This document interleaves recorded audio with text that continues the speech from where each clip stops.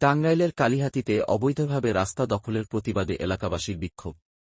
টাঙ্গাইল প্রতিনিধির পাঠানো তথ্য ও ভিডিও চিত্রে বিস্তারিত।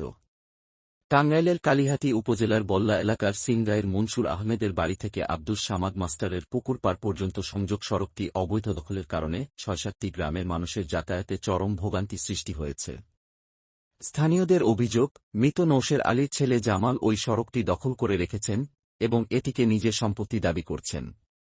সরেজমিনে গিয়ে জানা যায়, সড়কটি প্রতিদিন ৪ থেকে ৫ হাজার মানুষ, বিশেষ করে স্কুলগামী শিক্ষার্থী ও বাজারগামী সাধারণ মানুষ ব্যবহার করে থাকেন। কিন্তু জামালের দখলের কারণে চলাচল মারাত্মকভাবে বাধাগ্রস্ত হচ্ছে। এ নিয়ে প্রতিবাদ করলে তিনি মামলা করার হুমকি দেন বলে অভিযোগ করেছেন স্থানীয়রা।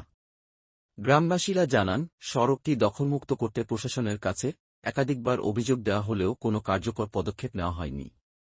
জানা যায়, ২০২৩ ও ২০২৪ অর্থবছরে সিংগাইর মনসুর আহমেদের বাড়ি থেকে আব্দুস সামাদ মাস্টারের পুকুর পাড় পর্যন্ত ইট সলিং রাস্তা উন্নয়নের জন্য ১,৫০,০০০ টাকা বরাদ্দ দেওয়া হয়। ২০২৪ ও ২০২৫ অর্থবছরে এ প্রকল্পটি বাস্তবায়িত হওয়ার কথা থাকলেও জামাল রাস্তাটি অবৈধভাবে দখল করে বাধা সৃষ্টি করছে।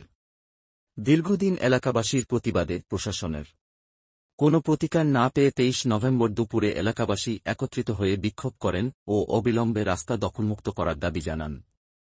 স্থানীয় মেম্বার হাবিবুর রহমান বলেন, জামালকে বারবার অনুরোধ করা হলেও তিনি কোনো কথা শোনেননি। বাধ্য হয়ে এলাকাবাসী প্রতিবাদে নেমেছেন।